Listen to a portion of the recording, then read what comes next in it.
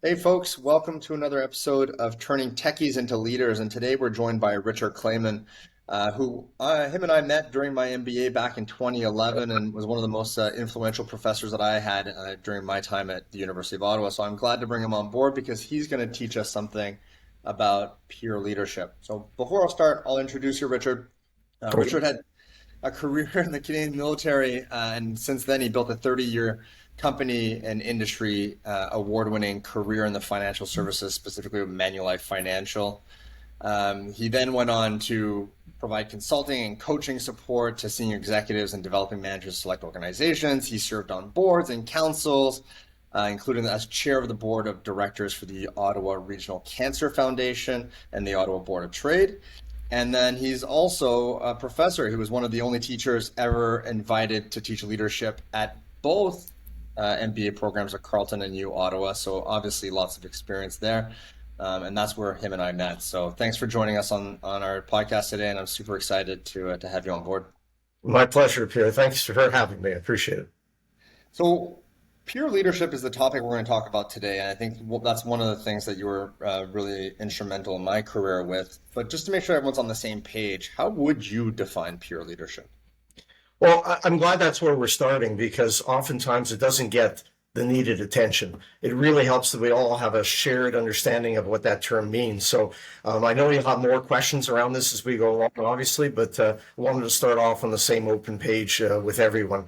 So if we look at the term leadership, it really expressing it as strategic leadership, that is leadership that holds a positive long-term perspective. It's all about influence. In other words, by all good means, by all good intentions, it's about getting a team or people together to achieve a vision, to move towards an outcome that's positive for the organization and everyone in it, and to work together in a unified way. The power of that influence, when I say power, it's the degree to which leadership is accepted.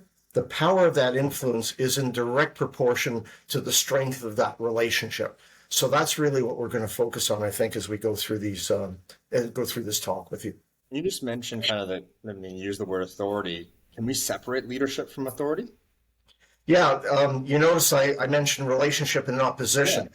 Influence, in the best sense, doesn't entail positional authority. That's the easy way to get people to do it. In fact, there's a very well-worn story for anyone in the military, especially. I've had that experience. Everyone that you've written a book, everyone's had the same experience.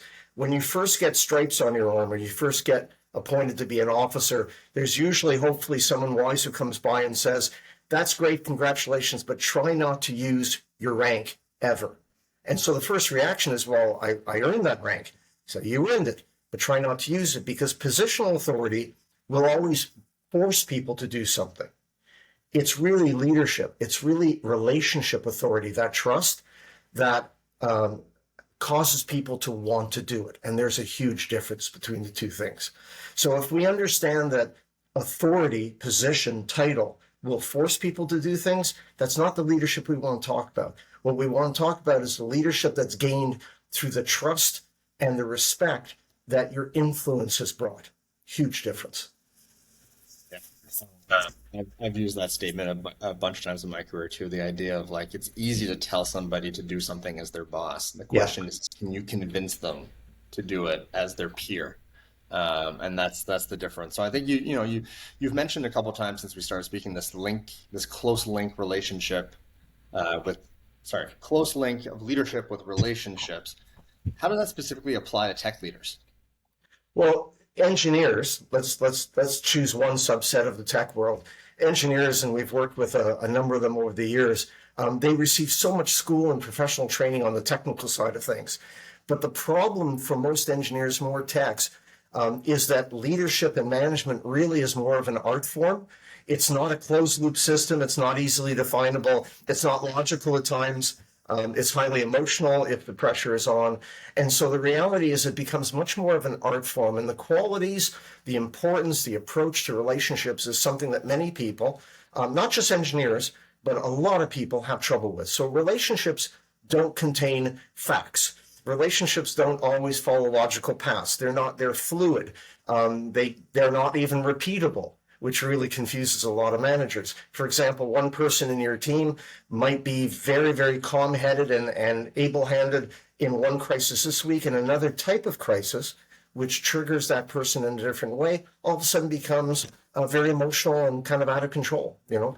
And so, my goodness, he or she was good in the last crisis, but not now. How does that work?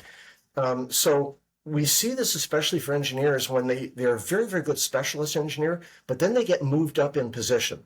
So they get moved from a specialist to a manager of other specialists. That's where we start getting the hiccups in the road. To move, the specialist has to remind himself or herself that before, my success was based on how good a specialist I was. Now my success is going to be measured by the company, by how well my team of specialists do. And while I still might do some specialist work, it's really going to be based on how I manage and influence and lead the team. And that's a huge difference. When specialists move up into their first management role, or even from one management role to another, they don't often make that mental adjustment that says, I need new skills, I need different skills. It's a different ballgame. So Yeah, no, you hit that right on the head. I mean, even when I go back to the first time I was promoted, and the first thing that comes, why are they not as good as what I am? Why aren't they doing it the way that I want them to? yeah, And you realize quickly that that's not the point. The point is how do they do it to the best of their abilities and in the way that's yeah. going to help the organization, not, hey, you're not doing it the way that I want you to. Yeah, and just want to jump on that one point. What happens then to a lot of those engineer managers is they say, listen, these guys aren't up to my standards. So I'm going to do the work for them, or I'm going to tell them exactly how to do the work. And so they start to undermine the creativity and the contribution of those people. And then they wonder, how come my team's not rallying against me, rallying around me? They're really just sitting back waiting to be told, okay, smart guy, you know so much, tell me what you want to do. And in that case, the team stops thinking and stops contributing. And then it starts to break down over time. It's like you were at my first management role. You were right there. Yeah. Yeah, I think I was at everyone's first management role, including mine. Yeah. So, so over the course of a career, let's keep with the engineer topic. They're gonna interact with a bunch of different groups, whether it's their own employees, peers, different tech departments, their managers, executives, etc. So, like, how do each of those groups differ with the terms of peer leadership? Well, it's a good question. I think the best way to look at this is to think that there are different groups. It would be nice and easy if we said, well, when we're talking about peer leadership, we're talking about peers. It's all peers. But I think it could really help your listeners if we think about the reality of it. There's really two types or two arenas in which we operate with peers. The first one is within our own team.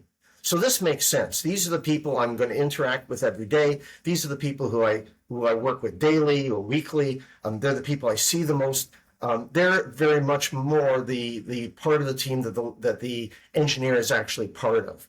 The other group of tiers is outside that team. This is interesting. This is where we get people who are elsewhere in the organization, but who hold maybe the same level within the hierarchy, hold the same title, hold the same status or seniority. These are the people that we really need help from time to time. And we build that relationship by giving them help when they need it. So this is really what we mean by networking. It's not Facebook and Instagram and even LinkedIn. Those are kind of paper contacts or digital contacts. This is really about building a network, a career network that you're going to provide help to in order to ask for help. Karma's quite real in the working world, and so it's a contributor effect. So two groups within the team and outside the team. So, I think yeah. I was saying within the team, I mean, that often is a much easier one, especially if you have that belief of peer leadership, because you're all probably going towards the same goals. Like, I mean, I'll speak from some of my prior experiences. We want to build a great data platform. Yeah. Well, when I'm talking to my stakeholder in a completely different department, they don't care about the data platform. They just care about how are they going to use it to generate returns on their investments or drive a new product adoption or things like that. So for them, whilst you might share a same vision, it's very different in terms of the way that you would notice it. And I think that's the part that's been challenging, is how do you influence or drive that peer leadership outside of that circle of people that are similarly minded to you. Yeah. So I guess my question maybe here is around is like, what are some of the key skills or behaviors that do define more effective peer leadership, especially in that external group that you talked about? What would be some of those things? Well, it's interesting. So if we go back to our division between peers in the team and peers outside the team, peers in the team, because we see them so often, that's the group that the young manager, the developing manager, will practice their skills. They'll hone their leadership and management skills on because they can see the immediate effect. Oh, that didn't work well. Oh, that really connected well with that person. We have less time with those other people. And so the idea is that we start having to, within the team is where we start developing our leadership approach. Outside the team, we start exercising or executing that leadership approach and we start practicing it. So we need the skills. And where we start to practice within the team, we start practicing those skills in order to execute it elsewhere. Outside the team, you really have to understand also not just your agenda, but the agenda of the other people. You know, for example, if someone's in the sales department, all of a sudden they need to know they need help from the legal department, they have to appreciate before they go into that discussion what kind of concerns the legal department might have. They're not just going to love everything about your vision. Your vision is your team's vision. They have a different agenda, different boss, different criteria. So in terms of skills, let's start breaking them down into two things. Key skills, and maybe the best way to look at it is then traits and behaviors. So skills are what you try to practice towards. Traits and behaviors is what you start to demonstrate and people actually see. So the first thing in key skills is absolutely social skills. And this is where, to be fair, a lot of people in tech world don't get a lot of training in this, right? They're kind of the kid at the summer cottage, generation ago, where to learn how to swim, you're kind of pushed off the dock. And sometimes people had to jump in to save the kid, Sometimes they learn how to swim, but either way, that's kind of a rough way of introducing someone to a leadership role. There's much better ways. So social skills, things like empathy. What is empathy? Actually taking a moment to put yourself in the other person's shoes and find out why they're upset, why they're worried, why they're concerned, why they're uncertain. Making people feel comfortable with you by talking with them on a daily basis. Strong listening skills. Instead of trying to butt in with your opinion because you think you know it better, listen to what they're saying and then reflect upon it. So social skills is a wide, broad area of this. And just to make a point before I talk about the rest, everything we're talking about today is 100% learnable. There's very good courses. There's training programs you can take. So it's understandable. Not everyone has all of this.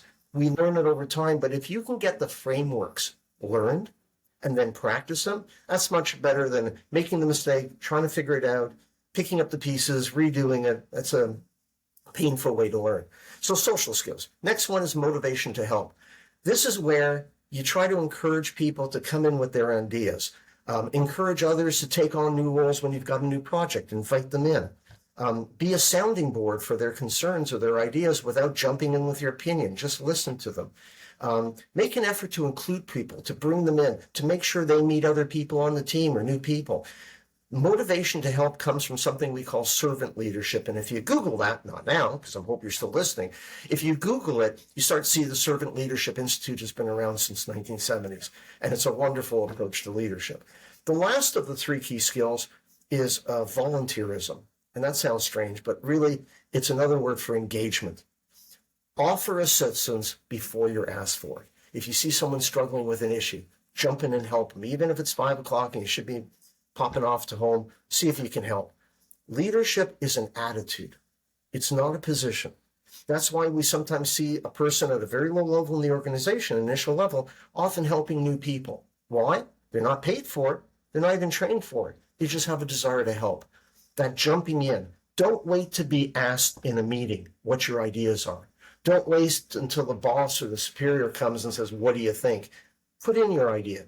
Show yourself as an example of how someone should be engaged in the moment, engaged at all times. So social skills, motivation to help, and engagement.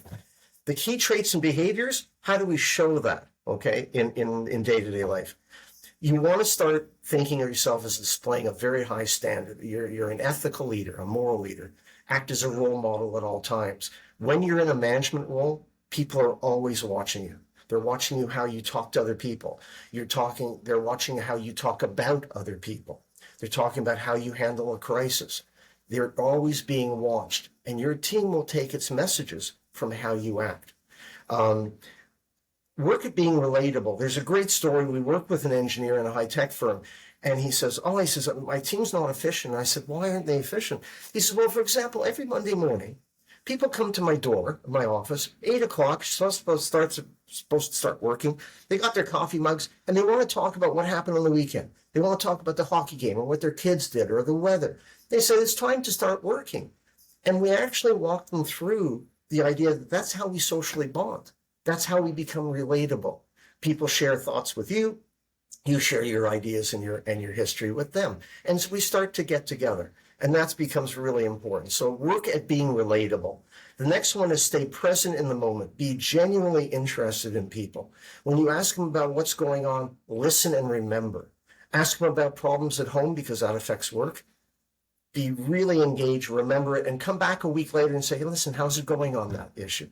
How's your husband or your wife, your partner doing? How are your kids? I'll give you a great example. We had one engineer we worked with. He tried to follow that, and he said, how are you doing? And one of his colleagues, his child was having very bad medical episode. It was going to carry on for a good number of weeks. The child was going to be bedbound and was not enjoying life. It turned out that everything turned out well, and the child recovered well.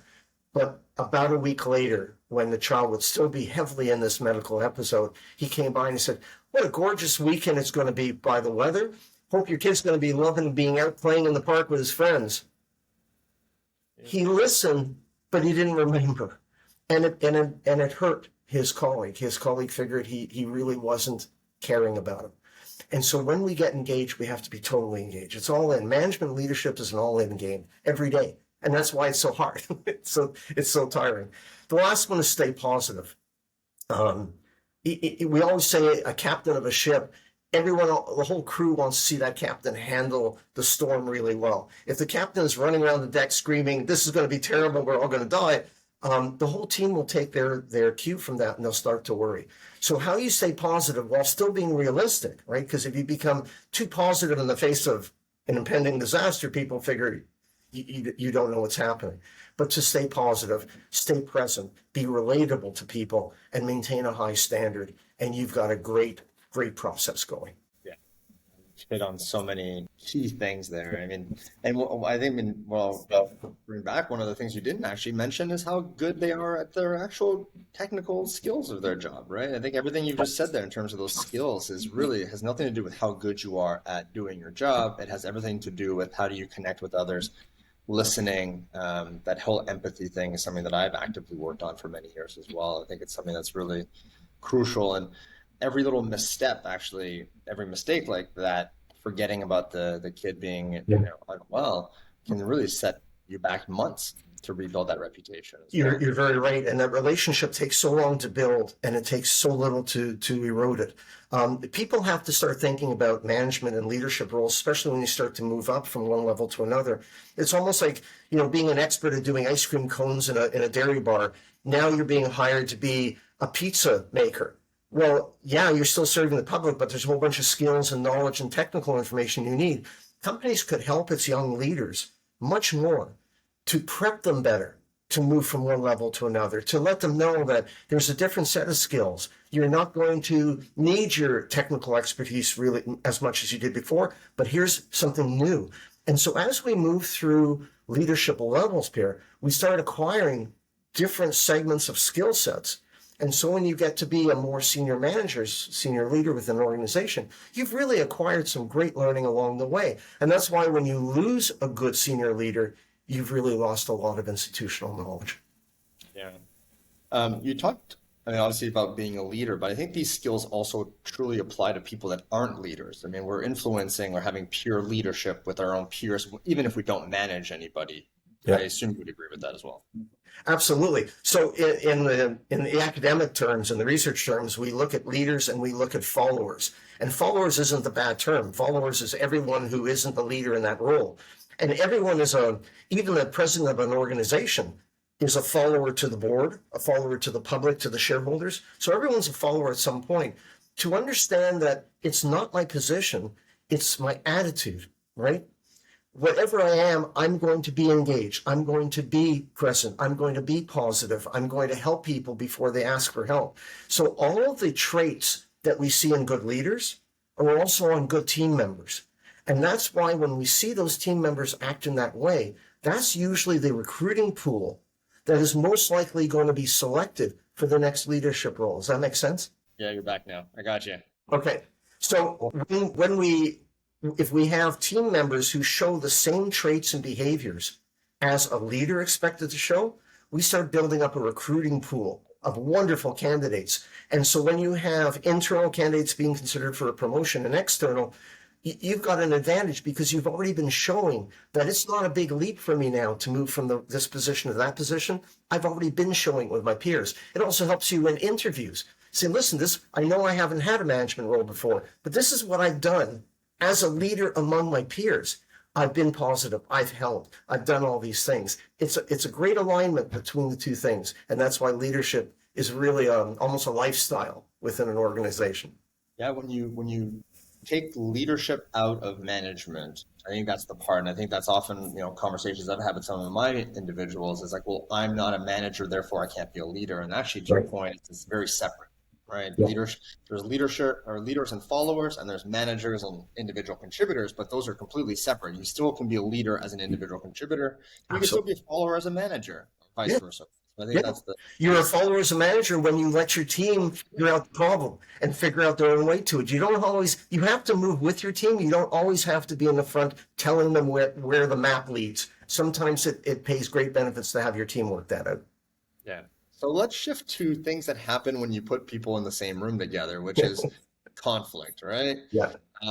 Not everybody's going to be rosy. You're not going to just agree on everything. And a lot of tech leaders find handling conflict a challenge. So can you kind of tell me a little bit about the different types of conflicts from your experience? Right. So there's a couple of things. So first, we have to understand how we're programmed as human beings ever since, cavemen started hunting and being scared of saber-toothed tigers. From the beginning of the human race, we're really pre-programmed genetically for three big reactions: fight, flight, or freeze. Animals do it still all the time, and you can see that. And so those fight, flight, and freeze actually show up in behaviors at work, believe it or not. So if we succumb to the fight mechanism, the fight instinct, what we're actually doing is we're arguing with the person we're having a conflict with the object not to solve the problem, but to be the winner. And in order to be the winner, if you and I are arguing, you have to be the loser. It's a zero-sum game. So you might win the argument, you're going to lose the bigger war. Second, if we decide to flee, how does that show up? It shows up like things like avoidance, not getting involved, delaying it, not coming back to the argument, pretending it doesn't happen, or compromising. Now, compromise can be good, but if you're doing it all the time, you're giving up something of yourself all the time. There's no mixture in there. The last one is freezing. We refer to that as simply accommodating the other person all the time. Okay, Pierre, if you feel that strongly about it, we'll do it your way. Well, sometimes that may be the answer.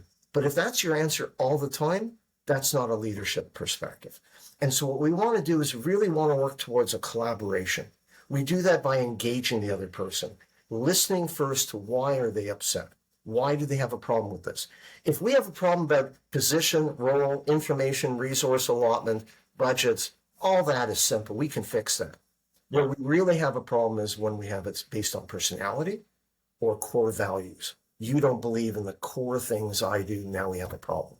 But if we have to engage and we have to actively listen and try to find where that agreement point is, what we start to do is a bunch of things, very clear steps. We're aware from the outside of how we're reacting. It's called emotional intelligence. If your leaders look that up, it's going to be a fascinating read. Emotional intelligence has us understanding how I'm feeling about this argument, but it's also allowing me to understand how you're feeling and react to it. Share your story. Tell the other person why we have to go this way. Then listen to them. Check to what they're saying. Find out what's really important, what's not important. Build agreement on what is common to us and put it aside. We don't have to argue about it anymore. And then try to attach it to values. Like we want the team to succeed. We want the company to succeed. We want our clients to be successful. Those are good values. Bring it back to them. And then invite them into solution. Lower the temperature. There's a great book called Crucial Conversations. It's about a gentleman by the name of Patterson and a number of other authors. Must read for anyone who really wants to understand the emotions and the psychology around conflict. But here's the biggest thing, and I'll leave you with this, is if we change our attitude towards conflict, if we find that conflict actually unearths a problem and doesn't hide it until it blows up later on, if we have a problem between you and me and we put it on the table and deal with it, think how positive that is. The biggest problem most managers have is explaining something negative at performance appraisals. This is your chance to have someone be better. How is that not a good thing? So when we change our attitude that I'm going to give them a critical review, but this is actually awesome because I've got a chance to make them better and they have a chance to be better. And if we come into it in a more positive way, surprise, the discussion tends to be more positive. It's just the way I found it works. And if you have a manager, especially if done well, again, it's all premised on the fact that it's done well with empathy. If it's done well, that means your manager cares about you. It's very easy for a manager to just go in and say, yeah, you're doing fine, keep going. And then you're like, I'm not actually getting actionable feedback. But when you're given feedback that says, hey, this behavior or this item, you need to change it, that means that they put thought into it, that they've actually looked at you, they see you, and they're not just calling it in. Especially true, like if you know somebody who owns or runs a restaurant and you have a bad meal, you're going to tell them it was bad because you want their restaurant to succeed. If you don't care about the restaurant and the meal was bad, you're just going to leave and tell 10 of your friends it was awful, right? And so when we care about someone, and we should be caring about the people on our team, no matter what our position is, it pays us to not only tell them what's going wrong, but also be open to that criticism when they see something we're doing wrong. I want to be told I can be better. I want that opportunity, and I want to be able to give that opportunity to others. In a conflict situation, so if we go back to a little bit of that, what should we first try to avoid doing? So what we do is we let ourselves be controlled by our emotions. In the old adage is we've only got two choices in life. We control our emotions, or we allow our emotions to control us. And it's easier said than done. But we have to start recognizing in each of us, how do we react when we start getting nervous or angry or upset? What are the physiological signs? Is it our heart rate? Is it our temperature? Is it our hands kind of shake a little bit? Is our breathing gets disrupted? If we start realizing like, okay, I'm starting to react to a fight scenario, work at calming that down. Find out ways to start asking questions. When you're asking questions, you don't have to speak. It allows you to calm down. It also gives you a lot more information from the speaker. It also pays an incredible amount of respect to the speaker. If I was asking you, tell me, Pierre, about the problem, why is it bothering you? I'm paying respect because I'm asking to know why, what's important to you. So as soon as we understand first how we react to a problem, be aware of that, start to slow it down, lower the temperature, lower the speed. Then we start looking at how you're reacting. Are you getting angry? Are you tearing up? Are you becoming more aggressive? Are you backing away and becoming very quiet? Are you acquiescing? Right? I don't want you to pull away. I want to engage you. We have to see the social part of emotional intelligence, awareness of self, awareness of the other person. If we can make that bridge, you can really start to get a sense, I think now while we're talking, how that whole exchange starts to change in a positive way. Yeah, and I might be leading you a little bit, but I think there's an element there by understanding what the other party wants. It doesn't have to be a win-lose like you talked about earlier, or a fight. Yeah. It can be something around the lines of like, oh, I now understand your perspective of what you want. There's this great thing that I remember reading. There's like this exercise that they make people do, which is here's 12 eggs.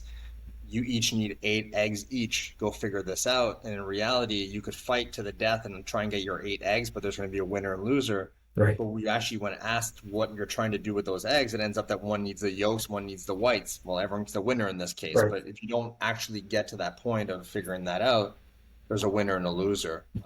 And in the egg scenario, if you're just trying to get what you think you need, what you think you need may not be what you actually need. Because we can't see that, right? In the conflict, we get an idea of what we want to walk out of that conflict with. Maybe it's completely different. And maybe it's completely different for the other person as well. So really the best compromise is when everyone maybe not gets what they thought they wanted out of it, but gets something they're even happier with in the end. And you only get that by an honest exchange. That's why we see south of the border right now, and in some countries, the politics, when we get such a divide and we say something and we don't want to hear it and we say something else, there's no discussion, there's no compromise. And yet there still are some people who want to see that happen. So we want to see that kind of cooperation, collaboration inside an organization, and it starts with that listening and asking. Well, I'll finish off with this question, I guess, which is what approaches have you found that helps a leader handle that conflict? And you just talked about the give and take. Is there anything else that helps handle conflict better? Well, I'll tell you, we talked about the steps of being aware and asking and checking, paraphrasing. Make sure paraphrasing is a big thing. Repeat what you think the person said, because oftentimes we've seen, especially with people who have English maybe as a second language, there's misconceptions about how the words and phrasing are fit. Take a moment, ask about it, make sure you really understand the problem. Be ashamed to have to go on a different road when you didn't have to go there. But the big thing is prep and training. There's good courses around.